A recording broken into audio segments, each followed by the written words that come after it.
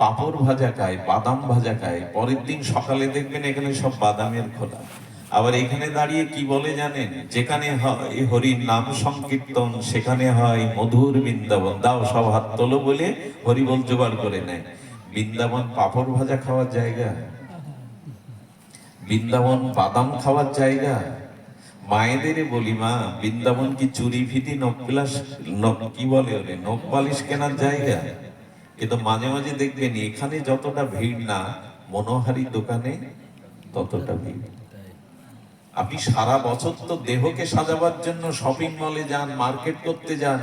আজকে বছরে একটা দিন এই সেবকবৃন্দ এমন একটি শ্মশান ভূমিতে যজ্ঞ সৃষ্টি করেছে, আমরা সেখানে পাঁপড় ভাজা, বাদাম ভাজা, গল্প গুজব করি বসে বসে।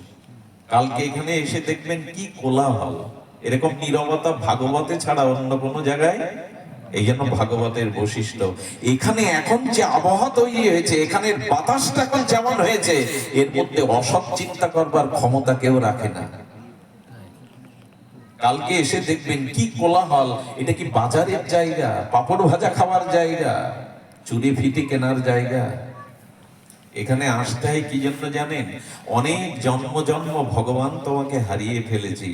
শিশু হারালে মা যেমন ব্যাকুল হয়ে পাগলের মতো খোঁজে, কৃষ্ণ হারা মানুষ ভক্ত যদি ভগবানকে, সন্তানারা মায়ের মতো চোখে জল ব্যাকুলতা নিয়ে নামের কাছে আসে, তখনই নাম ওই পাত্রে কাজ করে।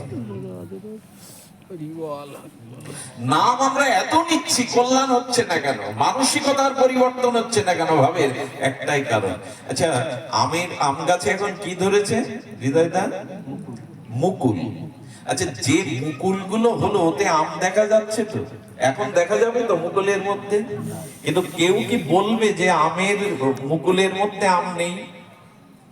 কথা বলুন, কেউ কি কথা বলার সাহস রাখেন যে মুকুলের মধ্যে আম নেই?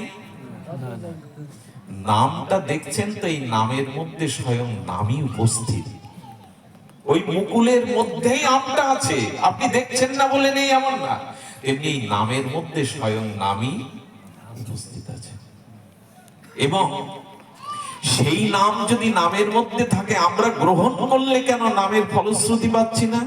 খুব তাত্ত্বিক কথা বলেছেন এক মহাত্মা, বলেছেন পাচ্ছি না এই জন্য ওই আমটা যখন গুটি হলো, আমের রূপ নিল, আচ্ছা সব কাঁচা ছোট ছোট মুকুল থেকে প্রকাশিত আমগুলো কি সব ওখানে দাঁড়ায়? সব পরিপক্ক আম হয়? সবগুলো থাকে? কি হয়? শুকিয়ে যায়, পোকায় কেটে দেয়, ঝড় এসে নষ্ট করে দেয়। খুব কম আমগুলো শেষে স্থায়ী হয়ে পরিপক্ক রসালো সমিষ্ট হয়, সেবায় লাগে। ঠিক তেমনি আমরা সবাই নাম নিচ্ছি, কিন্তু সেই ব্যক্তিই নামের প্রেম ভক্তি পেয়ে নিজের জীবনটাকে প্রেমময় আনন্দময় করতে পারে, যার আমে ঝড় লাগেনি, পোকা কাটেনি। আমরা নাম নিচ্ছি বটে, কিন্তু আমার নামে পোকা লেগেছে। এই পোকাটা হলো অপরাধ। নাম খুব সতর্ক হয়ে নিতে হয়। আমি অনুরোধ করব, এখানে খুব সুন্দর ভিআইপি ব্যবস্থা আছে।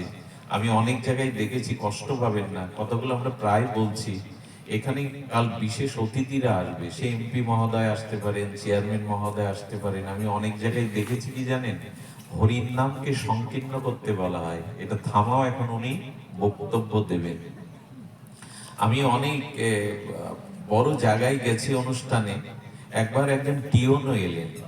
টিওনকে যখন বলা হলো নামের তোমরা বাঁশি বাজিও না, এখন নামটা ওই বসে বসে অল্প করো, উনি বক্তব্য দেবেন। তিনি বললেন, এটা আপনাদের কি বুদ্ধি? এইখানে রাজনীতি করার জায়গা?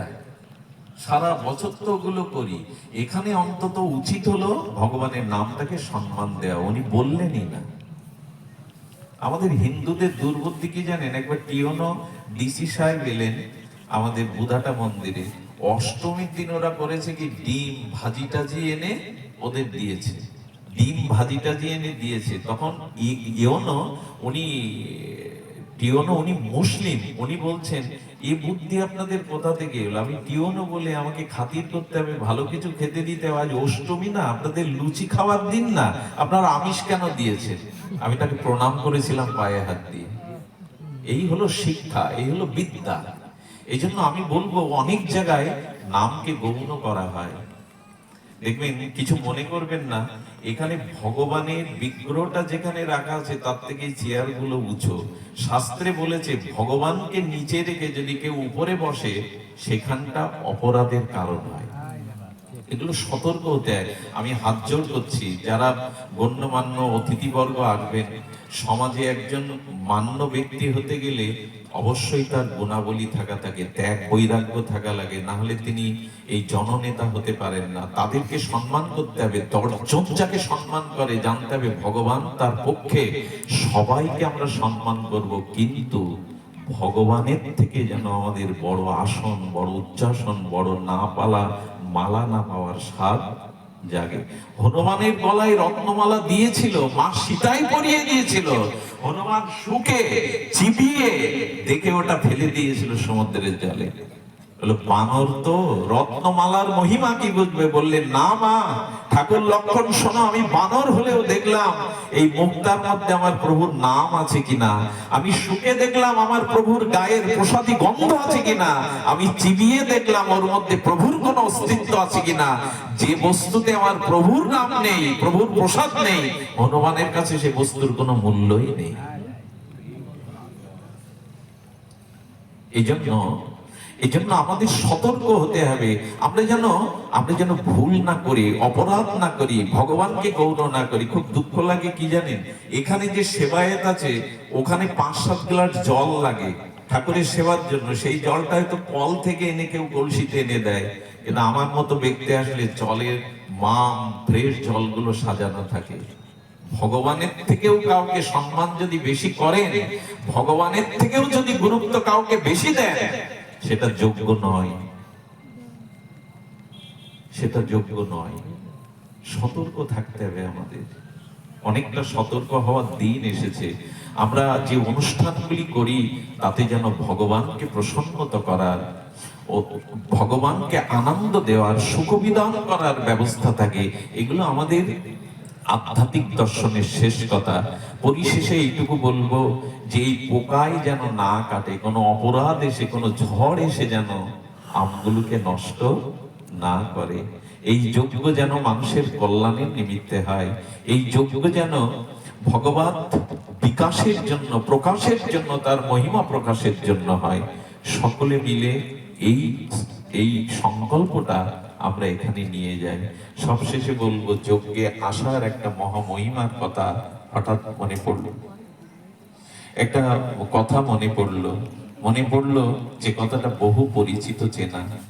একজন কৃষক ছিলেন, আপনাদের মতো একদম পল্লী গ্রামে বাস করতেন।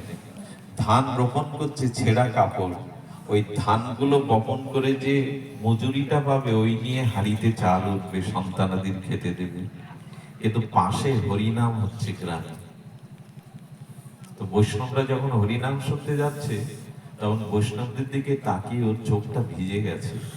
প্রভু, কতদিন মনে করেছি তোমার নাম প্রাণ ভরে একটু শ্রবণ করব, কিন্তু এই ধানগুলো না রোপণ করলে সন্তানদের মুখে অন্ন উঠবে না।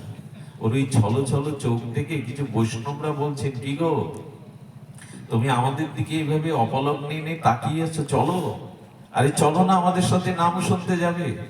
দৌড়ে এসে বললেন, সে ভাগ্য তো আমার নাই। কে বললো ভাগ্য নাই? তুমি এক কাজ করো তো, তুমি যাও, আমরা দাঁড়াচ্ছি, পাশেই তো বাড়ি, তুমি ওখান থেকে একটা কাপড় পরে চলে এসে ডুব দিয়ে চলে এসো, আমরা অপেক্ষা করছি।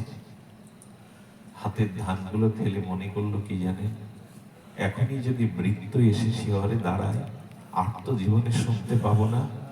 আজ না খেয়ে একদিন থাকলে তো মানুষ মরে না, যাই না একটু ভগবানের নাম যদি আর শোনার ভাগ্য না পায়।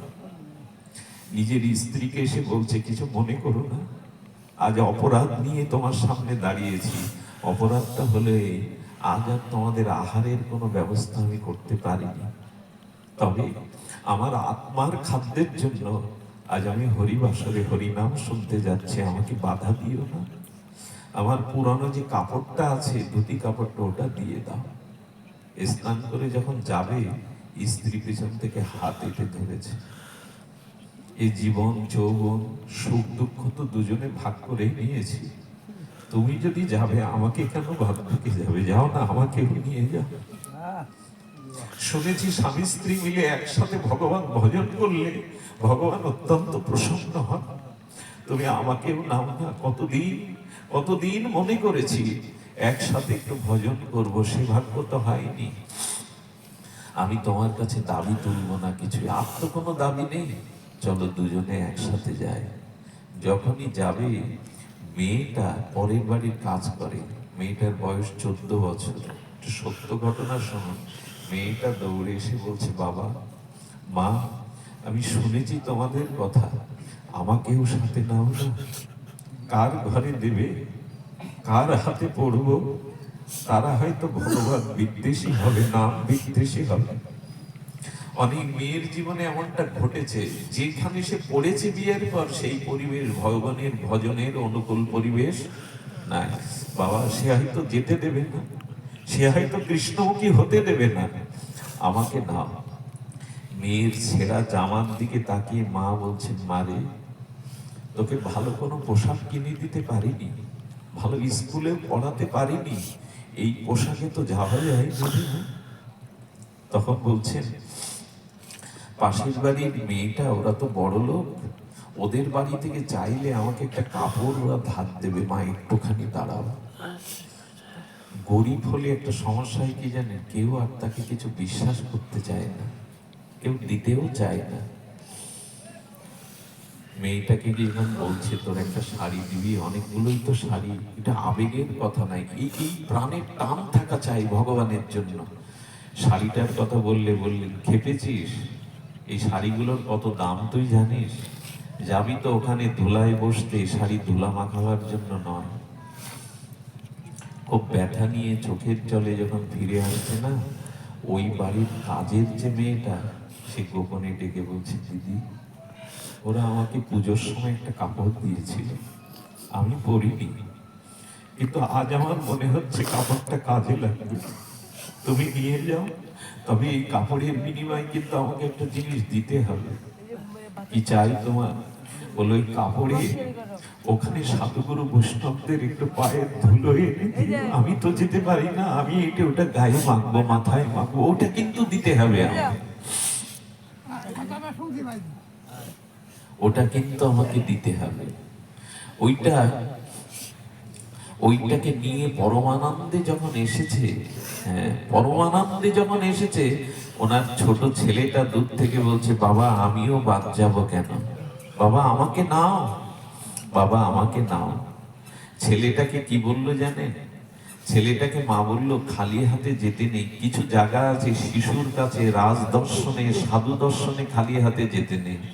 ছেলেটা বললো, বাবা কিছু ফুল তুলে আনি না, বাড়ির পেছনে যে সাদা ফুল গাছ আছে, ওই সাদা ফুল তুলতে গিয়ে এই সর্পাঘাতে ওখানেই মরে পড়ে থাকে ছেলেটা। সেদিন বাবা মার মেয়েটা ওর লাশটা নিয়ে গোবিন্দের কাছে গিয়ে কথাই বলেছিল, প্রভু, জন্ম মৃত্যু জরা ব্যাধি নিয়েই আমরা জন্মেছি, তুমি যত অভাব দাও, যত ব্যথা দাও, যেন জন্ম জন্মান্তরে তোমার চরণে আসবার একটা প্রেরণা পাই। পুষ্পাঞ্জলি কি দেবে? নিজের সন্তানকেই আজ পুষ্পাঞ্জলি দিয়ে দিল। হরিনামের জন্য এই ব্যাকুলতা চাই। যজ্ঞে আসবে, হরিকথা শুনতে আসবে। সেই ছোটবেলায় শুনেছিলাম হরিদাস মাস্টার, সেই মাস্টারকে বলছেন তার স্কুলের প্রধান শিক্ষক, আগামীকাল আপনি ছুটি চেয়েছেন, হবে না, কাল স্কুলে উপরের মহলের অফিসাররা আসবে, আপনাকেই দায়িত্ব নিতে হবে। সেদিন আর হরিকথা শুনতে গিয়ে স্কুলে যায়নি, জানেন যে চাকরি আর রাখবে না। পরের দিন যখন উনি রিজাইন দিতে গেলেন, খাতাটা চাইলেন, প্রধান শিক্ষক বললেন, হরিদাস বাবু, আপনার জন্যই কাল স্কুলের সুনাম সুরক্ষা হয়েছে, আপনার জন্যই উপরের মহলের অফিসাররা খুব খুশি হয়েছে, আপনি যেভাবে তাদের হিসাব নিকাশ সবকিছু বুঝিয়ে দিয়েছেন খাতা। তাহলে উপহাস করছেন আসতে পারেনি বলে? উপহাস করছেন, আমি জানি আমার চাকরি থাকবে না, এই জন্য রিজাইন দিতেই চলে এসেছি। আপনি মাথা খারাপের মধ্যে কি বলছেন? কাল সারাদিন আপনি ডিউটি করেছেন, অফিসারদের সাথে আপনি কর্তব্য পালন করেছেন, আচ্ছা আপনি তো সই করেছেন, দেখুন আমি মিথ্যা বলছি কিনা। দেখছেন হস্তাক্ষরে ওনার সইটাও আছে। মাস্টার মশাইকে বললেন, মাস্টার মশাই সারাটা দিন আমি তার নাম শ্রবণ করেছি, সারা জীবন আমি সংসারের জন্য চাকরি করেছি, কেউ আমার ব্যথা, কেউ আমার দায়িত্ব নেয়নি। আজকে যার নাম শুনেছি একটা দিন, সে আমার ভূমিকায় এসে ডিউটি করে গেছে, আমার হয়ে সইও করে গেছে। যার চাকরি একদিন করেছি সে আমার দায়িত্ব নিল, যাদের জন্য সারা জীবন ত্যাগ করেছি তারা কেউ আমার ব্যথা দায়িত্ব বোঝে না। আজ থেকে আমি তার চাকরি করব। ভগবান এই দায়িত্ব নেয়, ভগবান এই নাম মহিমার দায়িত্ব নেয়। তাই হরিনামকে আশ্রয় করুন, ভগবানের নামকে সরলতা নিষ্কপটতে আশ্রয় করুন। এই হরিনাম আশ্রয় হলো এই যুগের সর্বশ্রেষ্ঠ সাধন।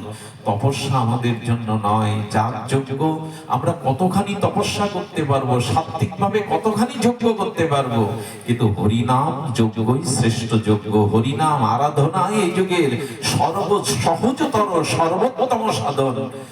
সকল সাধন শক্তি হরিনামের মধ্যেই দিয়ে গেলেন। তাই মহাপ্রভুর বাণীতে বলবো এই বিশ্রামের বেলায়, শোনো মিশ্র কলিযুগে নাহি তপযোগ্য, যে জনা কৃষ্ণ ভজে তার মহাভাগ্য। অতএব গৃহে তুমি কৃষ্ণ ভজ গিয়া, খুঁটিনাটি পরিহরি একান্ত হইয়া, সত্য সাধন তত্ত্ব যা কিছু সম্বল, হরিনাম সংকীর্তনে মিলিবে সকল। আর কি বললেন? হরে কৃষ্ণ কৃষ্ণ কৃষ্ণ হরে হরে, হরে রাম রাম রাম হরে হরে। প্রভু কহে কহিলাম এই মহামন্ত্র, ইহা গিয়া জপসভা করিয়া নির্বন্ধ, ইয়া হইতে সর্বসিদ্ধি হইবে সবার, সর্বক্ষণ বলইতে বিধি নাই। আর ভজন মধ্যে শ্রেষ্ঠ নববিধা ভক্তি, কৃষ্ণ প্রেম কৃষ্ণ দিতে ধরে মহাশক্তি, তার মধ্যে সর্বশ্রেষ্ঠ নাম সংকীর্তন, নির অপরাধে লইলে নাম পাবে কৃষ্ণ প্রেমধন। আসুন নির অপরাধে আমরা সংকল্প করি ভগবানের নামের, এই সংকল্পই আমাদের দৃঢ় হোক, নামযজ্ঞ পূর্ণ হোক, সফল হোক।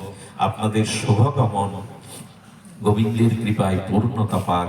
যারা দূর দূরান্ত থেকে এসেছেন সকলের চরণে আবারও প্রণতি জানিয়ে এই যজ্ঞের সর্বাঙ্গীন মঙ্গল কামনা করে, সর্বজীবের মঙ্গল কামনা করে আজকের মতো হরি কথা এখানেই বিশ্রাম। জয় শ্রী গুরু প্রেমানন্দে।